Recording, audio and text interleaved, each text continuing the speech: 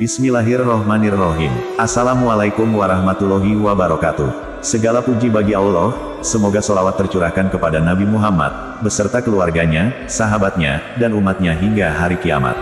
Sahabat YM 28 yang dimuliakan Allah. Seperti yang kita ketahui bersama, setelah terjadinya hari Yaumul Ba'ats yaitu hari kebangkitan seluruh makhluk, untuk mempertanggungjawabkan segala amal perbuatan yang dilakukan di dunia, maka seluruh makhluk akan dikumpulkan di suatu padang, dataran luas yang bernama Padang Mahsyar. Seluruh makhluk ciptaan Allah mulai dari jin, hewan, maupun manusia dari zaman Nabi Adam hingga kiamat terjadi semuanya berkumpul di Mahsyar. Sebagaimana firman Allah Azza wa Jalla yang artinya, dan bumi, Padang Mahsyar, menjadi terang benderang dengan cahaya keadilan Tuhannya, dan buku-buku perhitungan perbuatan mereka diberikan kepada masing-masing nabi-nabi dan saksi-saksi pun dihadirkan, lalu diberikan keputusan di antara mereka secara adil, sedang mereka tidak dirugikan. Quran Surah Az-Zumar ayat 69. Coba saja kita bayangkan betapa banyak makhluk di Padang Mahsyar tersebut untuk menunggu sidang putusan akhirat dari Allah. Apalagi jarak matahari begitu dekat dengan kita, membuat begitu panas dan keringat bercucuran. Kengerian itu dirasakan ketika manusia dikumpulkan di Padang Mahsyar. Tidak peduli lagi dengan hubungan persaudaraan, karena mereka sibuk dengan pertanggungjawaban masing-masing. Lalu, bagaimana gambaran peristiwa yang terjadi di Padang Mahsyar menurut Al-Quran dan hadis? Berikut penjelasannya. 1. Berupa hamparan tanah putih alam mahsyar. Padang Mahsyar digambarkan sebagai tanah rata yang berwarna putih, yang belum pernah dijejaki oleh seseorang. Sebagaimana dijelaskan dalam hadis yang diriwayatkan dari Sahal bin Sa'd, bahwa Rasulullah Shallallahu Alaihi Wasallam bersabda, pada hari kiamat kelak manusia akan dikumpulkan di bumi yang sangat putih berbentuk bulat pipih dan datar tanpa ada tanda bagi siapapun di atasnya. Hadis riwayat Muslim nomor 4998. 2. Manusia dikumpulkan tanpa alas kaki, pakaian, dan tidak dihitan. Ketika di Padang Mahsyar, semua manusia yang dikumpulkan tanpa beralas kaki, pakaian, maupun berhitan. Mereka bahkan tidak memikirkan hal itu, karena mereka sibuk memikirkan nasibnya saat mempertanggungjawabkan segala perbuatannya di dunia. Sebagaimana dijelaskan dalam Al-Quran, Allah Azza wa Jalla telah berfirman, "Ingatlah hari ketika kami menggulung langit seperti halnya gulungan lembaran-lembaran catatan. Sebagaimana kami telah memulai penciptaan pertama, begitulah kami akan mengulanginya lagi. Itu adalah janji yang pasti kami tepati. Sesungguhnya kami akan melaksanakannya." Quran Surah Al-Anbiya ayat 104. Sebagaimana halnya dahulu mereka baru terlahir dari perut ibunya. Hal ini disampaikan dalam hadits yang diriwayatkan Aisyah radhiyallahu anha. Ia berkata, "Aku mendengar Rasulullah Shallallahu Alaihi Wasallam bersabda, pada kiamat, umat manusia akan dikumpulkan di Padang Mahsyar tanpa alas kaki, tanpa mengenakan pakaian dan tidak berhitan. Aku bertanya kepada beliau, ya Rasulullah, apakah laki-laki dan perempuan akan bercampur baur dan saling melihat aurat satu sama lainnya?" Rasulullah bersabda, "Hai Aisyah, urusan mereka pada hari itu jauh lebih besar daripada keinginan untuk saling melihat." Hadis riwayat Bukhari nomor 6527 dan Muslim nomor 2859. Dalam hadis lainnya juga diterangkan dari Jabir radhiyallahu anhu, bahwasanya Nabi Muhammad Shallallahu Alaihi Wasallam bersabda, "Setiap hamba akan dibangkitkan dari kuburnya, sesuai dengan keadaan tatkala dirinya meninggal." Hadis riwayat Muslim nomor 2878. Namun demikian, akhirnya akan diberikan pakaian untuk mereka. Nabi Ibrahim menjadi orang pertama yang diberikan pakaian. Sebagaimana yang disampaikan dalam hadis, bahwa Rasulullah Shallallahu Alaihi Wasallam telah bersabda, "Sesungguhnya orang pertama yang diberi pakaian pada hari kiamat adalah Nabi Ibrahim." Hadis riwayat Bukhari nomor 4371. 3. Matahari didekatkan sehingga keringat manusia menenggelamkannya. Sungguh mengerikan ketika melihat dan merasakan panasnya matahari yang berada sangat dekat di atas kepala kita. Mengalami panas di musim kemarau saja sudah kepayahan dan mengeluh, apalagi di Padang Mahsyar kelak. Karena saking dekatnya matahari tersebut, membuat manusia bercucuran keringat yang dapat menenggelamkannya. Hal ini juga dijelaskan dalam hadis dari Abu Hurairah radhiyallahu anhu, bahwasanya Rasulullah Shallallahu Alaihi Wasallam bersabda, "Pada hari kiamat manusia berkeringat, hingga keringat mereka di bumi setinggi 70 hasta dan menenggelamkan mereka hingga telinga." Hadis riwayat Bukhari nomor 6532. Keringat masing-masing manusia itu berbeda-beda sesuai dengan tingkat amal mereka ketika di dunia. Diriwayatkan dari Miqdad bin Al-Aswad radhiyallahu anhu, dia menceritakan, aku pernah mendengar langsung dari Rasulullah Shallallahu Alaihi Wasallam bersabda.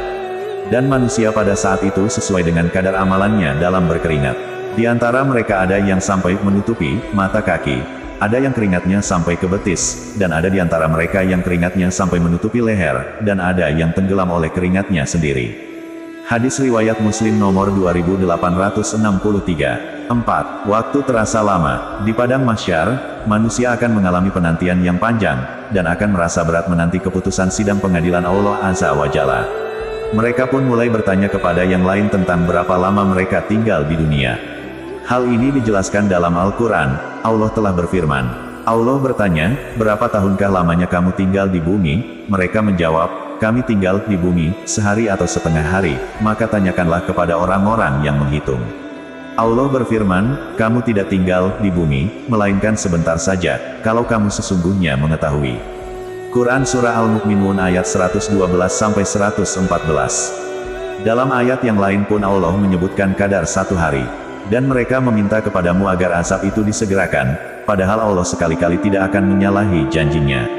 Sesungguhnya sehari di sisi Tuhanmu adalah seperti 1000 tahun menurut perhitunganmu.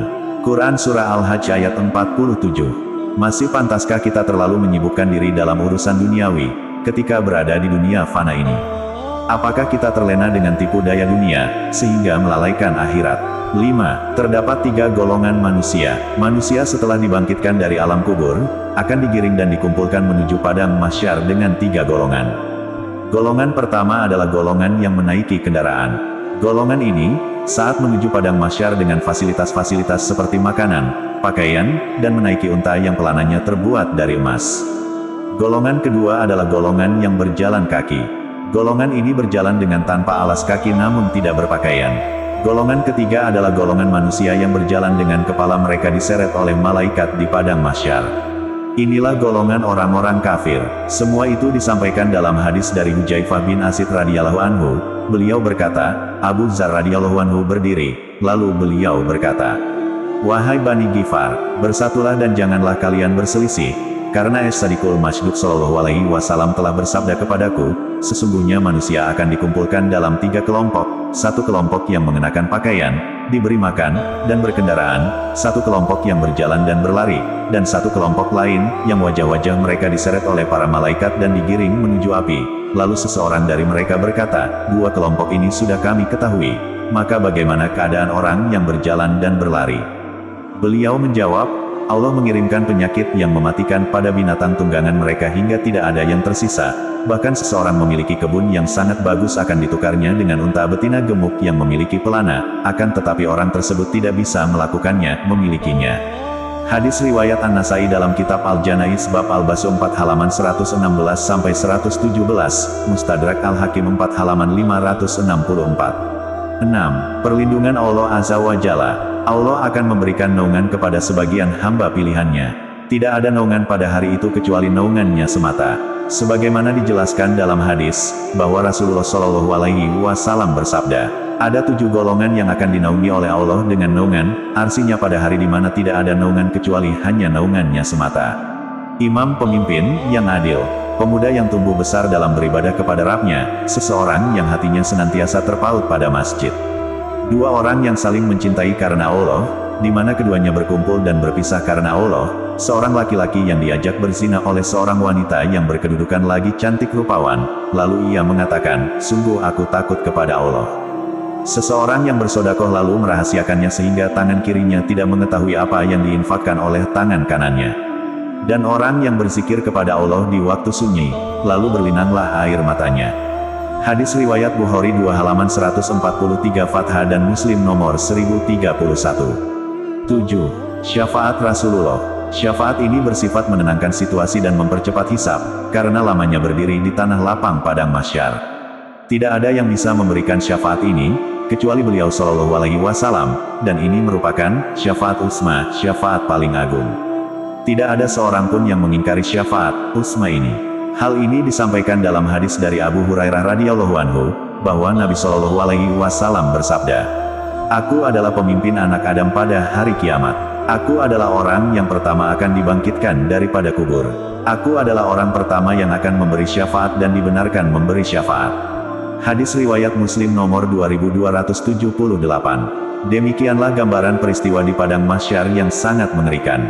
Sudah saatnya kita manfaatkan sebaik mungkin sisa waktu yang sedikit ini di dunia, dengan amal ibadah dan kebaikan sehingga dapat melalui dengan mudah dan mendapatkan syafaat Rasulullah di akhirat kelak. Semoga Allah memberikan keteguhan iman di hati kita sehingga istiqomah menjalankan ibadah dan kebaikan sebagai bekal di akhirat nanti. Semoga Allah mengampuni segala kehilafan dan dosa yang pernah kita perbuat selama hidup. Amin ya robbal alamin. Kami berharap apa yang disampaikan dapat bermanfaat bagi sahabat TIAM 28 yang dirahmati Allah. Kami mohon maaf atas segala kesalahan dan kehilafan dalam penyampaian materi ini. Wallahu alam bisawab. Wassalamualaikum warahmatullahi wabarakatuh.